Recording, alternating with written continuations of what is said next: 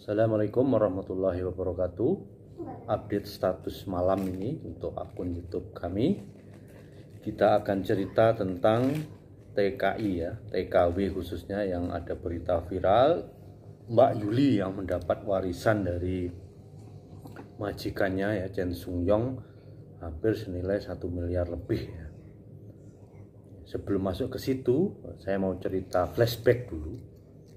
Tommy Pires itu seorang penjelajah dari Portugal yang pernah ke Nusantara ya, belum ke Indonesia ya, khususnya di Jawa, sekitar zaman Majapahit ya, sebelum Islam.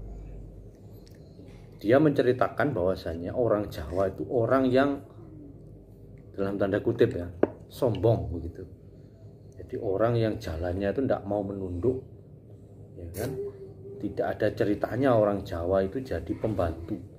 Jadi pembantunya itu selalu dari orang luar pulau. Itu sebelum penjajahan ya, masa sebelum penjajahan. Jadi ya, orang Jawa khususnya itu adalah orang yang sangat ya, punya dignity ya.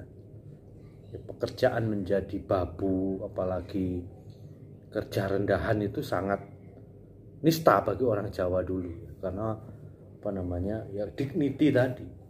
Tapi itu semua berubah ya ketika penjajahan ya, dijalankan ya, terutama di masa Belanda yang cukup panjang, 40 tahun lebih.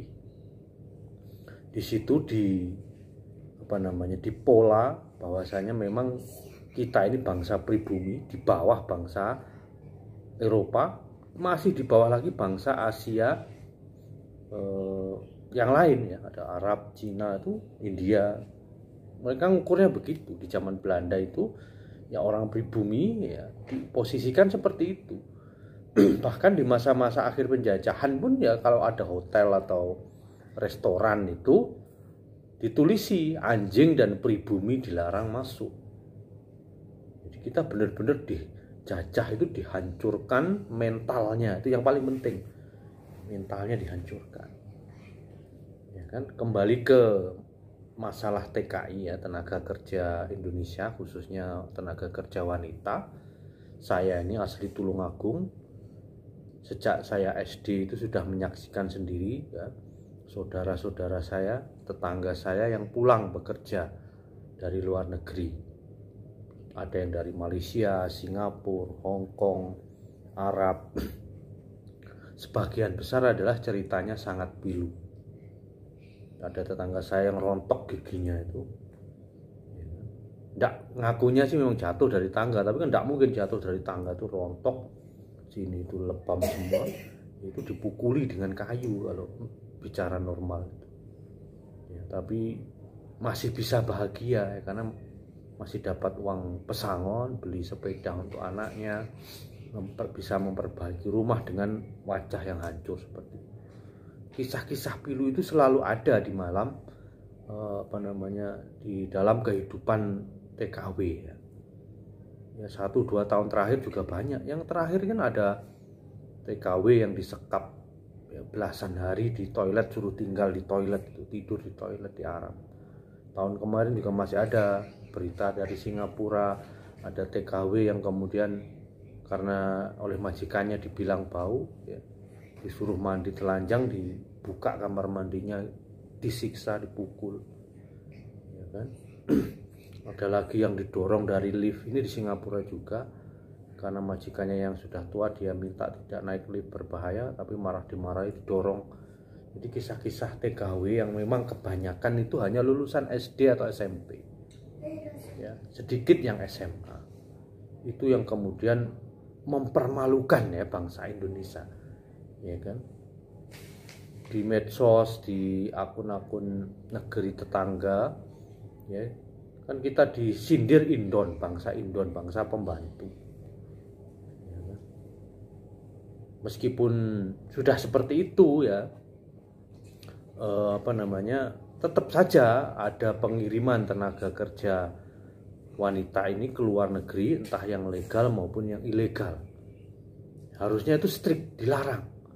Yang pekerja di sektor informal, khususnya pembantu rumah tangga, itu harus dilarang ya, harus dilarang ya kan. Yang boleh hanyalah yang skillful, ya, bisa perawat, teknisi. Kita kampus banyak, masa ngirim tenaga kerja yang seperti itu, ya kan?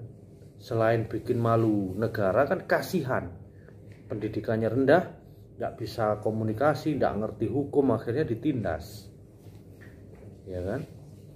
Nah, itu yang harus diperhatikan. Yang kedua tentu saja, ya, memberi lapangan kerja di dalam negeri, ya. Kalau di dalam negeri itu banyak lapangan kerja, ngapain keluar negeri, ya kan? Bukannya malah memberi lapangan kerja kepada tenaga kerja Cina yang itu dikontrak, bagian dari kontrak dengan investor Cina. Itu kan tidak masuk akal. Banyak laporan dia di tempat-tempat bekerja Cina itu yang kemudian pekerjaannya tidak profesional, padahal undang-undangnya harusnya yang datang itu yang ahli. Masa yang ahli datang itu ribuan? Tidak mungkin ribuan orang ahli semua, ya kan? Nah, yang terakhir kemudian, ya, kita soroti lagi kasus Mbak Yuli ini, salah satu kasus yang jarang, ya, beliau mendapatkan keberuntungan, ya, karena telaten, kemudian sabar, berdedikasi. Itu umumnya orang Indonesia seperti itu kalau bekerja, ya. Ada satu yang, dua yang tidak tentu saja, tapi umumnya yang saya kenal, tetangga saya yang TKW ini umumnya telaten kerjanya, sabar, ya kan? Seperti Mbak Yuli ini yang kemudian majikannya, bosnya Chan Sung Yong ini mantan aktor terkenal, ya, zamannya Jet Li masih terkenal, dia ikut main, ya, saya lihat filmnya itu yang Fong Sayuk yang pakai kumis tebal, ya, jadi mertuanya Fong Sayuk yang Jet Li.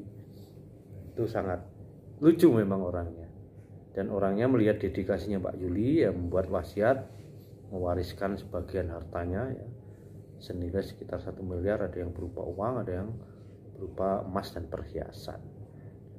Nah, itu luar biasa, ya. Tapi ibaratnya itu adalah secercah cahaya di tengah kegelapan TKW, begitu, ya. Demikian status hari ini. Sebelum tidur kita akan upload, ya. Assalamualaikum warahmatullahi wabarakatuh.